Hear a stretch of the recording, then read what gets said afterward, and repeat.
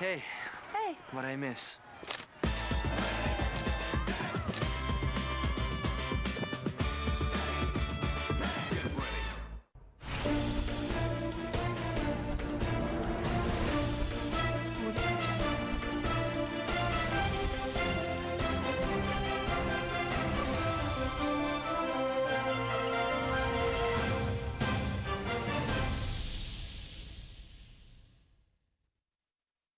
Live from Adesawe, Kanda in Accra, this is News 360, coming to you live from our news hub here at Adesawe. My name is Aisha Yakubu. My name is Alfred Okanse. Coming up in the bulletin tonight. News 360 headlines is brought to you by Piccadilly Biscuits. President Akufo-Addo says he's still consulting on whether or not to lock down the country in the wake of the coronavirus outbreak.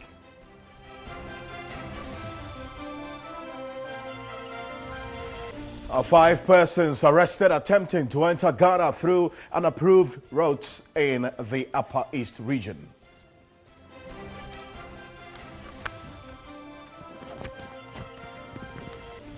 Also coming up, President Akufo-Addo grants amnesty to 808 convict prisoners.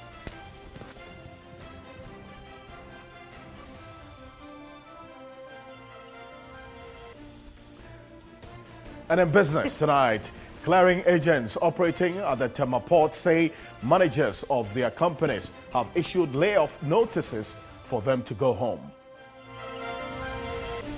Elsewhere in the world, UK announces help for self-employed hit by coronavirus downturn.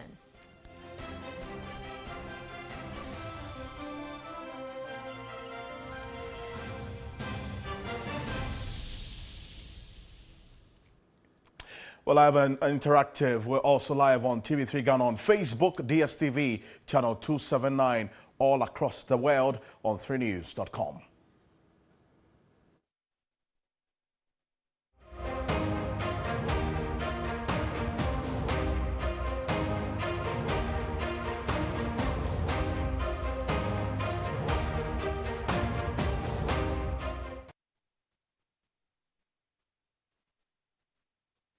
So first story this evening, President Akufo-Addo has ordered the finance minister to immediately do an economic impact assessment for a possible lockdown. Information Minister Kojo Nkrumah says the minister has also been instructed to work out any further implications on the economy if a lockdown is imminent.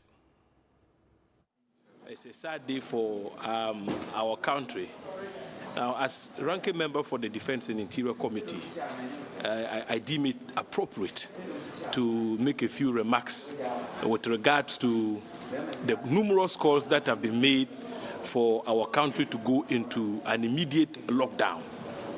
The latest of the calls for a lockdown came from the Ghana Medical Association, with the kind of expertise at the disposal of the Ghana Medical Association, and which have been re-echoed by some well-meaning Ghanaians. I think that the time has come for government to listen to wise counsel. Only a few minutes ago, I visited my social media accounts, and I've realized that there is indication to the effect that the cases of infection have shot up to 132 from 68, which was the previous figure that was bandied about officially. And so what this means is that the situation in our country is not getting any better. Things are bad to worse. And so I think that the calls for a shutdown is very appropriate, and government must act now. The President has instructed the Minister responsible for finance to first of all build the economic impact assessment, which he did about, I think, 2 or 3 weeks ago, and even presented parts of it to Parliament.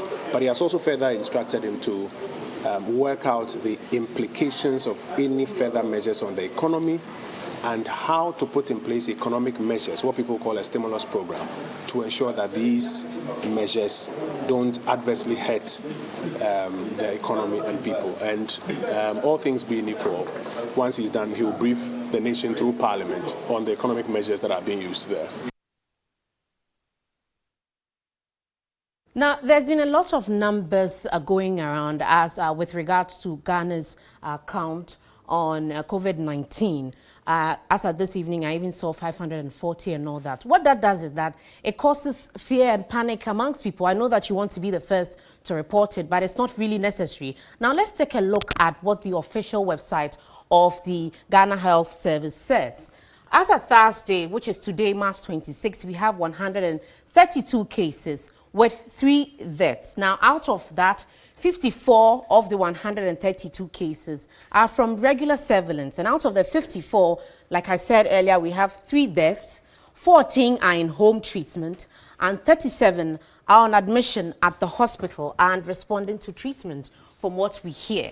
Now, 78 of that are from under mandatory quarantine, which is bringing the total number to 132, like I said. And there's been contact tracing as well. 970 persons from contact tracing have been identified. Out of that as well, 204 have concluded the mandatory quarantine and the 14-day follow-up as well. So that is the official numbers on the website of the Ghana Health Service. So if you want any information, that's what you do. You head to the website of the Ghana Health Service to get those numbers. Try not to use any other number. I know that you want to put it on your social media and then be the first to report it, but it's not really necessary. Just try to go by the numbers that we have. So as at now, the number that we have is 132 cases for Ghana's COVID-19 count. Alfred? Great stuff there. So the website to look out for is ghanahealthservice.org/COVID-19. That's the place to go and get all the figures. But let's just go on to Skype right now because Dr. Augustina C0R0N is a research scientist with the Kumasi Center for Collaborative Research as KCCR. They're also one of 2 centers that we are indeed using to do the analysis and the laboratory testing for the COVID-19 cases together with Noguchi. Now, we're going to explore her views on this call for a possible lockdown. Dr.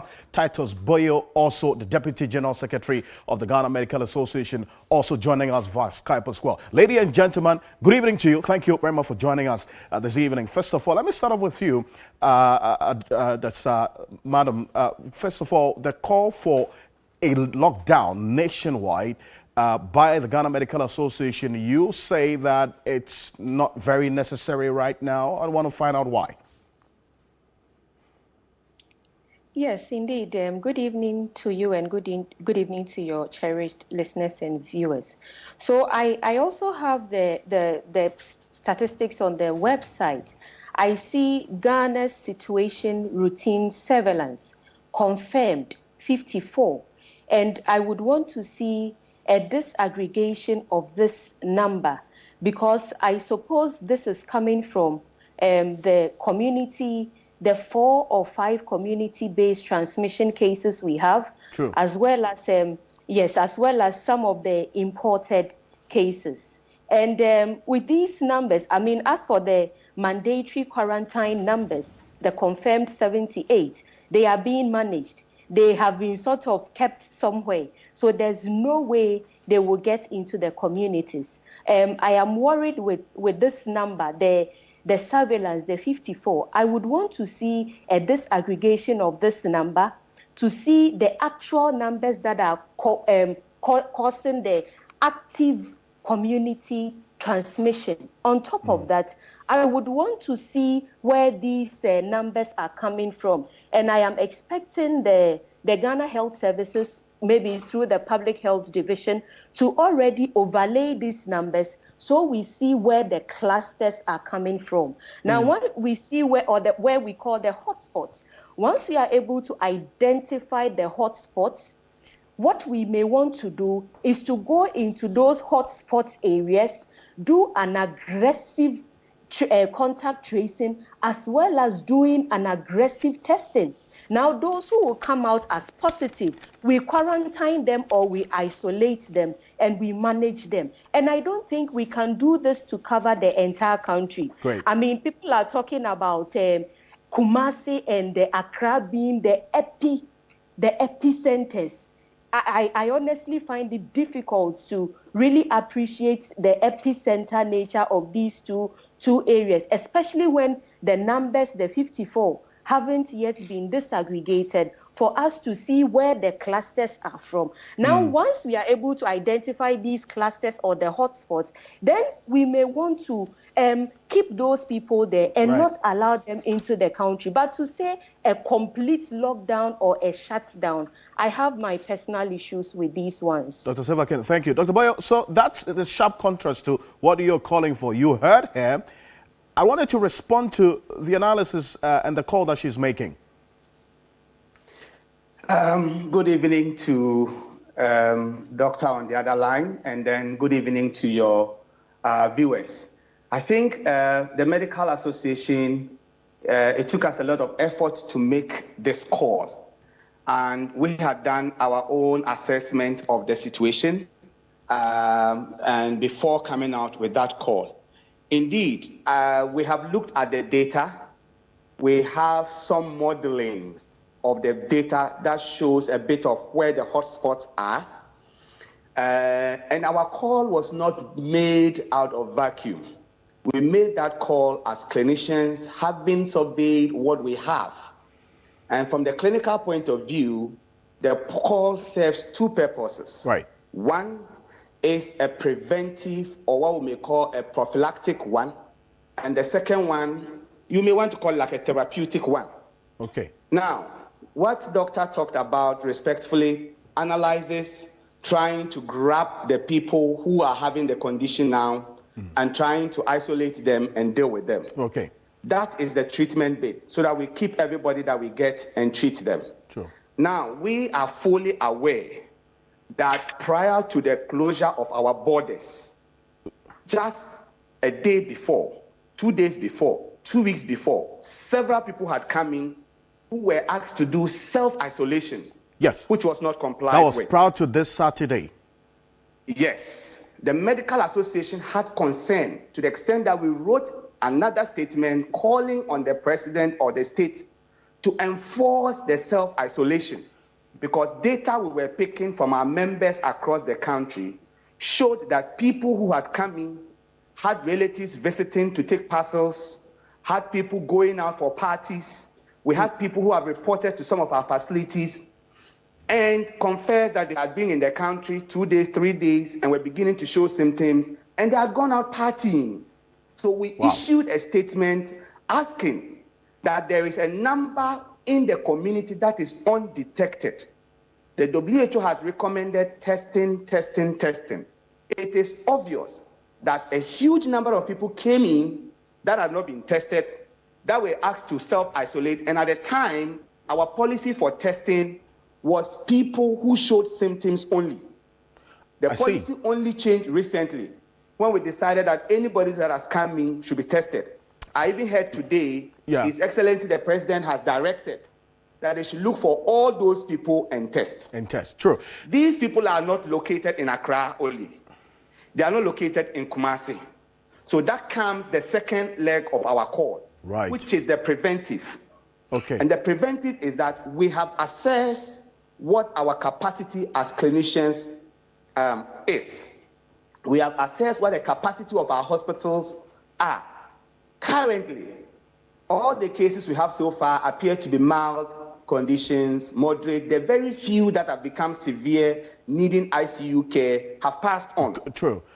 We have only one person now who is appearing still to be in a severe condition a little. Most of those who needed that have passed on. Right.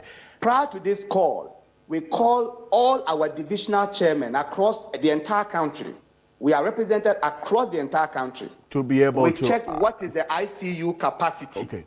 How much ICU space do we have? How much ventilator space do we have? And we ask ourselves, if this thing escalates further, can we cope? That informs the statement we put on our statement, our preamble, that being conscious of the capacity, the inadequate capacity of the system. Right. to be able deal to with severe cases, to critical conditions. I think that point, indeed, I had you just elaborate because it was pretty clear, that point you made and the conclusions in the statement. So, Dr. Silva-Ken, I want to conclude with you maybe in 30 seconds. So, what do you want to see? Because the concern is that really, before the Saturday mandatory quarantine, people had come in. And if these people are in the community, as you expressed earlier, the same concern, we must test. How do we test if we can identify?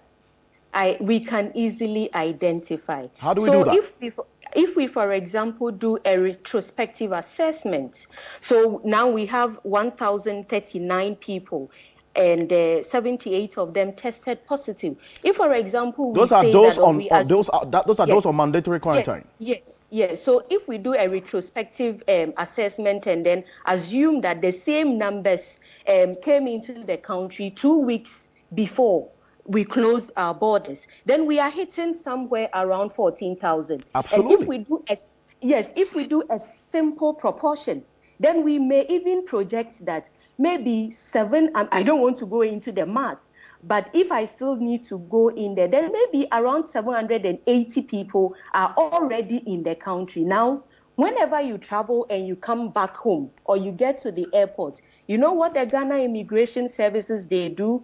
They take your information. Exactly. Can we give such we need to but develop with all due respect, Madam Silva-Ken, I think about the second week of January or so, I was out of the country. The form you're talking about, they take your data, but it has to, they are actually relying on your own, honesty to declare whether you have the symptoms or not.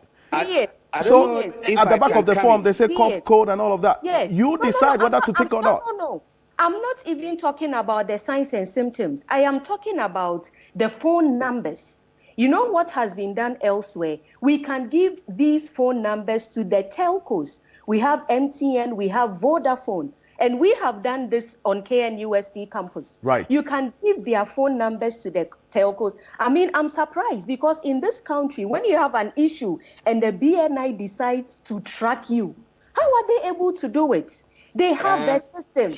There is a mechanism. We can use this system to track all of them down. Do an aggressive testing. Great point. And not decide to get up and lock the entire country down. Our lockdown should be based on precise measures. Now, we decide to lock down, what are we measuring? What are we following up? There's nothing to follow up. There's nothing to measure. Right on. Quite really clearly made, Dr. Silva-Ken. Dr. Boyo, maybe in 30 seconds, please. Yeah, thank you so much. I just want to conclude that we are fully aware that the people can be traced. Right. We are aware that the Immigration Service has a statement. We are aware that they attempted some of the numbers and they were not going through. But if they link up with the airline, they can still be able to trace these people. Great point. Our emphasis is that, and the emphasis must be made clear, that we are not saying that we should wait and get the numbers and be sure that, okay, we have 5,000 or 10,000 cases before we take the measure. We'll be able to do that. And we should take action. And we are speaking from the point of the people who are offering clinical services. Thank you so much. We know what we have, and we know what our capacity is, and we are making the call. And people should not interpret it to mean that we say they should lock down and no one should go out. Great. There are varieties of what can be done to be able to. And I think it's on that the president made the point that all of these are still being assessed and conversations are still going on. So we'll wait for that. But I'm extremely grateful for this conversation, all of these derivations that you bring to the table. I think it gives us clarity and some more information to be able to dwell on. Thank you so much, Dr. Augustina Silva-Ken, who is a researcher with the KCCR. That's one of 2 institutions testing this whole coronavirus samples that we're taking from suspected persons. And then also Dr. Titus Boyo, who is the Deputy General Secretary of the Ghana Medical Association. We're still staying on COVID-19, and at the presidency, President Akufo-Addo has urged individuals and groups calling for a lockdown of the country to consider the consequences on the populace. At a closed-door meeting with the leadership of the Trades Union Congress, the president, however, said he's engaging all stakeholders to ensure government takes the best decision. The meeting, at the instance of the leadership of the Trades Union Congress, was to find out what more measures government is taking, including a possible lockdown, to deal with the COVID-19 pandemic. The Trades Union Congress said it is ready to support government efforts at finding measures to deal with the spread of the coronavirus, including a possible lockdown. We wrote to express our support and to assure you that we will be with you, and we also pray for you. We wish that God gives you the courage, the wisdom, and the good health to lead us out of this crisis.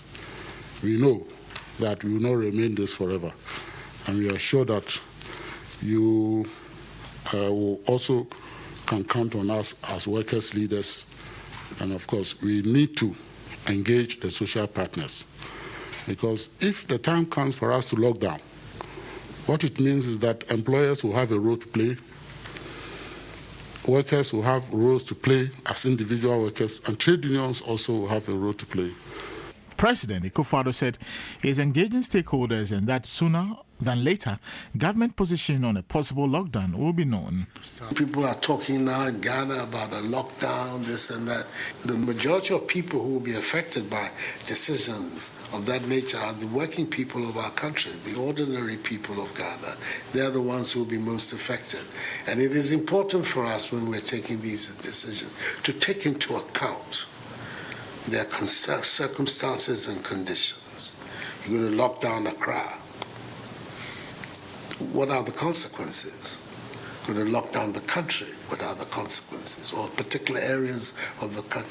A government, a responsible government, is required to look at all the implications before decisions are made. And that is the exercise on which we're currently engaged. And I'm hoping that much sooner than later, we will come to an agreement within government of what those measures are. And then the Ghanaian people will be informed. Well, so sooner than later, that's what the president's talking about. But just stay with me a bit, because I'm going to do a trend analysis of the first case that was recorded up until this moment as we speak, and do the dates. Just watch this closely. So on the 12th of March, 2020, we had our first two cases recorded. Then quickly, 3 days after, on the 15th of March, we had 4 additional cases. The total became 6. And on the 17th of March, next day, we had the 7th case recorded. On the 18th of March, we had 2 new cases, so the total was now 9. Now, look at this. Between 17th of March till now, it's about some 12 days ago, we've been recording cases on a daily basis, on the average. So look at this. On the 19th of March, we had 2 additional cases. Total became 11. 20th of March, 5 cases, and then the total rose to 16. Now, on the 21st of March, we had 19 cases. As a result, on the 21st of March, we recorded also the first case, also raising up to about 21 cases. And on the 22nd of March, we also had 24 cases, meaning that 3 additional cases were added between the 21st and the 22nd of March. And on the same 22nd of March, we have the first case of death recorded. On the 23rd of March, we had the cases rising to 27, with the second case of death also being recorded. The 24th of March, the cases spiked to 53 with 2 deaths. And that was as a result of the persons who are on self-quarantine. A lot of these cases that spiked the cases to 53. Today, the 26th of March, we are talking about 132 cases. As at yesterday, officially, we have 68 cases with 3 deaths recorded. And 38 out of the 68 were all as a result of those who were on that's mandatory quarantine.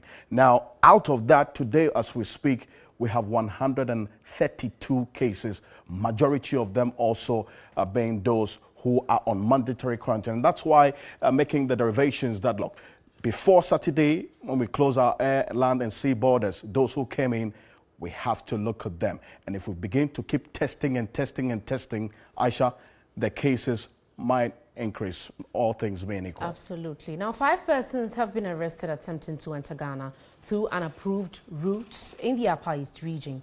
A total of 9 buses from Accra, Kumasi and Burkina Faso were also turned away Wednesday and Thursday as pressure mounts on the unapproved routes in the region.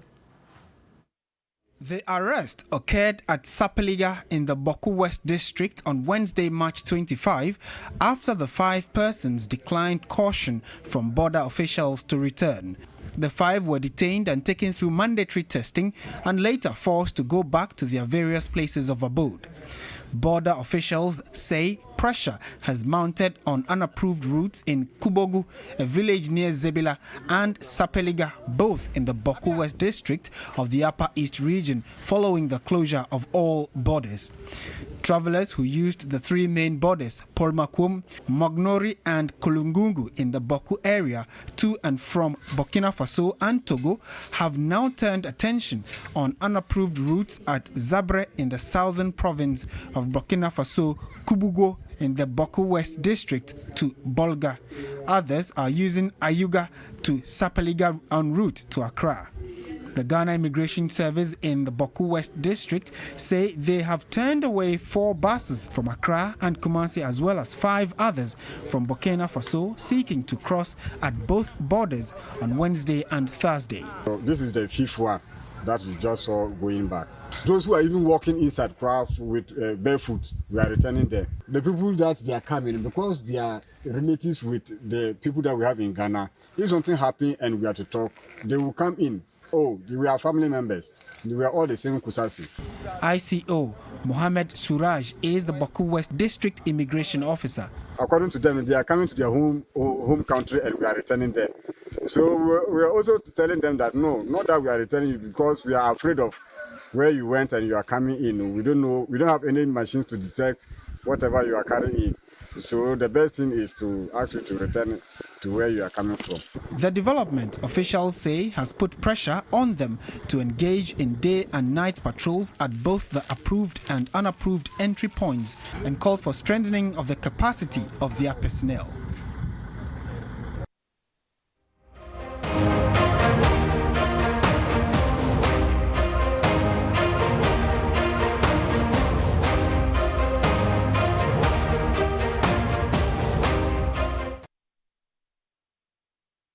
You're watching News 360. We are live on DSTV channel 279 all across the world on TV3 Ghana. After the break, there's business with Nane Kiamen Sabrampa. Please stay with us.